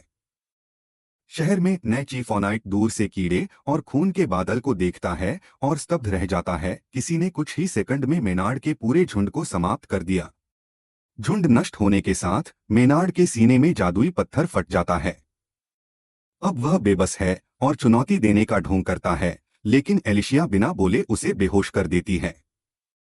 थकी हुई वह गिर पड़ती है। जब नेल उसके पास पहुंचती है तो उसे क्लेन का क्लोन एलिशिया को उठाए हुए मिलता है। वह उसे डांटता है कि उसने इतना समय एक कमजोर पर बर्बाद किया और कहता है कि उन्हें तुरंत चलना चाहिए, स्थिति बदल गई है। यह असली क्लेन नहीं है, यह उसका क्लोन है जो उसके भीतर के डार्क एकर से बना है। असली क्लेन को ड्रेल ने एक रक्त जेल में बंद कर दिया है। जब एलिशिया पूछती है कि क्या क्लेन ने कम से कम ड्रेल को हराया, तो क्लोन गंभीरतापूर्वक स्वीकार करता है कि अब ड्रेल डार्क बीस्ट लॉर्ड की शक्ति का उपयोग कर सकता है, जिससे वह पहले से कहीं अधिक खतरनाक हो गया है। एक समय समृद्ध रहे हाइडेन साम्राज्य के खंडहरों में अब निकासी कार्य जारी है। बचे हुए नागरिकों को भूमिगत शरण स्थलों में ले जाया जा रहा है। लगभग 80% लोगों को सफलतापूर्वक स्थानांतरित किया जा चुका है, लेकिन रानी ताला जाने से इनकार करती हैं। एक बुजुर्ग के बार बार आग्रह करने के बावजूद कि वह पीछे हट जाएं और शाही वंश की निरंतरता सुनिश्चित करें। ताला अडिग रहती हैं, वह तब तक नहीं जाएंगी जब तक अपने गुमशुदा पुत्र राजकुमार लूना को खोज नहीं लेती। बुजुर्ग उनसे पूछते हैं कि राज्य के विनाश के बाद से कोई सबूत न होने पर भी उन्हें यह यकीन कैसे है कि लूना अभी जीवित है। ताला बताती हैं कि हाइडेन की पवित्र और जादुई धौंकनी, जो शाही रक्तरेखा से बंधी है, अब भी उज्ज्वल लाल ज्वाला के साथ जल रही है। चूंकि यह राजा की मृत्यु पर बुझ जानी चाहिए थी, जब तक कि कोई और शाही उत्तराधिकारी जीवित न हो, इसलिए उन्हें पूरा विश्वास है कि लूना जीवित है और जब तक वह धौंकनी का उत्तराधिकारी नहीं बन जाता, उसकी रक्षा करना उनका सर्वोच्च कर्तव्य है। ताला दुख प्रकट करती हैं कि यह त्रासदी टल सकती थी। उन्होंने पूर्वाभास में क्लेवाटेस का आक्रमण देख लिया था और जानती थीं कि तथाकथित नायक अंधकारमय पशुप्रभुओं के विरुद्ध असफल हो जाएंगे, लेकिन वह लूना के साथ पहले ही भाग निकलने का अवसर खो बैठीं। उसी समय उनका वफादार दूत फाबियो गंभीर समाचार लेकर लौटता है। ड्रेल, जो कभी नायक था और अब सेना नायक बन चुका है, उसने 50,000 सैनिकों की सेना लेकर मोरेल नदी पर एसीन पर आक्रमण कर दिया। एसीन की सेनाओं ने वीरतापूर्वक संघर्ष किया, लेकिन ड्रेल के विनाशकारी जादू के सामने वे दब गईं। हालांकि क्लेवाटेस अचानक युद्ध के बीच प्रकट हुआ और ड्रेल की आधी सेना को नष्ट कर दिया। एक चौंकाने वाले मोड़ में ड्रेल ने किसी तरह क्लेवाटेस को एक अजीब लाल गोले के भीतर कैद कर लिया, जिससे वह पूरी तरह निष्क्रिय हो गया। अब ड्रेल और उसकी बची हुई 20,000 सैनिकों की सेना हाइडेन की ओर बढ़ रही है। यह खुलासा ताला को गहराई से विचलित करता है, जो कोई डार्क बीस्ट लॉर्ड को हरा सकता है वह परंपरागत तैयारी से कहीं अधिक भयानक है। फाबियो सुझाव देता है कि चूंकि ड्रेल तकनीकी रूप से एक पूर्व नायक है और अब भी एक रिगालिया धारण करता है, हो सकता है वह उस भविष्यवाणी को पूरा करे जिसमें कहा गया है कि एक नायक अंधकार को चुनौती देगा।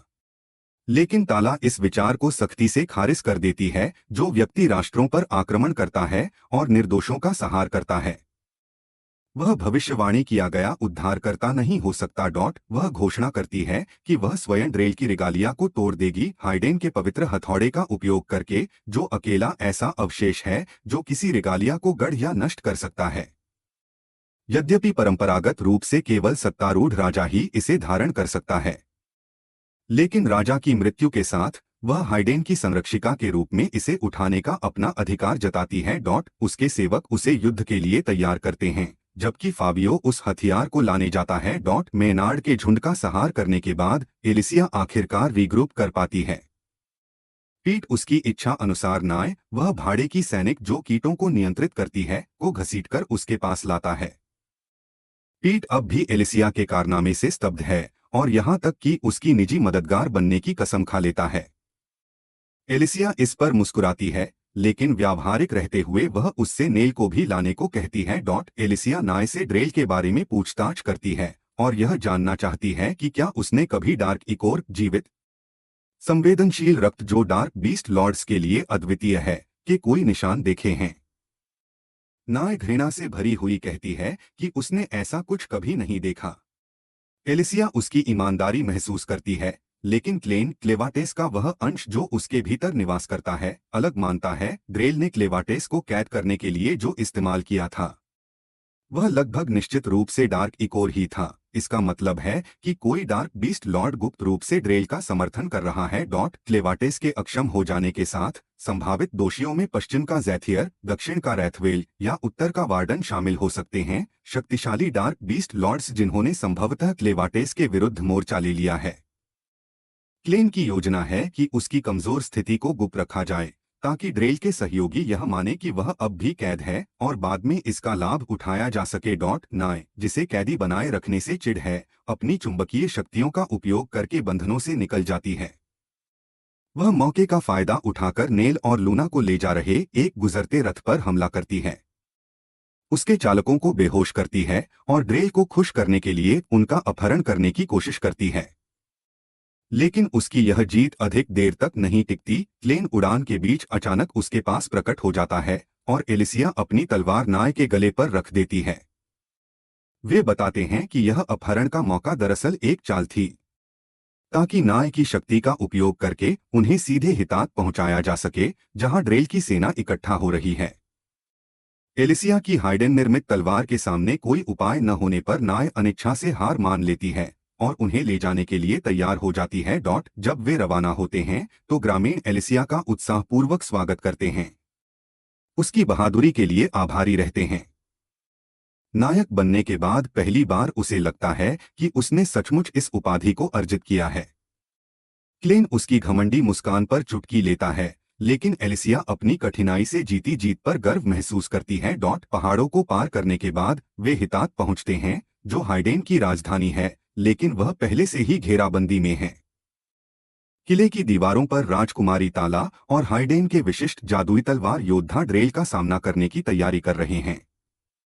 वह उन्हें अपनी जादुई तलवारें इस्तेमाल करने का आदेश देती है जो शक्ति में केवल रिगालिया से कमतर हैं, ताकि वे ड्रेल को गिरा सकें। उनके संकल्प के बावजूद वे उसका सामना नहीं कर पाते। ड्रेल, जो अकेला ही प्राचीर पर खड़ा है, उनके प्रयासों को झुंझलाहट कहकर तुच्छ समझता है। योद्धा संगठित हमला करते हैं, लेकिन वह सहजता से अपने शरीर को जीवित तलवार में बदल लेता है और उन्हें पल भर में काट डालता है। ढालधारी कुछ ही क्षणों में नष्ट हो जाते हैं और धनुर्धारियों के सर्वोत्तम प्रहार भी पूरी तरह चूक जाते हैं। एक झटके में ड्रेल रक्षा पंक्ति को ध्वस्त कर देता है और ताला का गला पकड़ लेता है, उसका उपहास करते हुए कहता है कि वह सोच भी कैसे सकती थी कि हाइडेन को बचा पाएगी। वह घोषणा करता है कि शाही वंश के अंत के साथ ही हाइडेन की विरासत हमेशा के लिए समाप्त हो जाएगी। लेकिन इससे पहले कि वह उसे समाप्त कर सके, एलिसिया का रथ युद्धभूमि में आ टकराता है, जिससे वह विचलन पैदा हो जाता है जिसकी ताला को सख्त जरूरत थी। उस मौके को भुनाते हुए ताला पवित्र हथौड़े से ड्रेल के तलवार रूप पर प्रहार करती है, उसकी रिगालिया को नष्ट करने के इरादे से। दूर से क्लेन और नेल यह सब देख रहे होते हैं। नेल एलिसिया के लिए चिंतित होती है, लेकिन क्लेन अपना असली मकसद प्रकट करता है। उसने कभी नहीं चाहा कि एलिसिया ड्रेल को हराए, बल्कि सिर्फ उसे व्यस्त रखे। जबकि ड्रेल और उसका रहस्यमयी साथी हाइडेन की धौंकनी फोर्ज को निशाना बना रहे हैं, क्लेन का इरादा है कि वह पहले वहां पहुंचे। लूना के शाही रक्त का उपयोग करके उसकी मुहर तोड़कर वह धौंकने की शक्ति को अपने लिए सुरक्षित कर सकता है। क्लेन के मार्गदर्शन में नेल अपनी ट्रोल संवर्धित ताकत से किले की दीवार तोड़ देती है, जिससे अंदर तैनात सैनिक चौंक जाते हैं। क्लेन अपनी छाया शक्तियों से उन्हें तुरंत समाप्त कर देता है, फिर लूना का हाथ धौंकने की मुहर पर रखता है और उसे खोल देता है।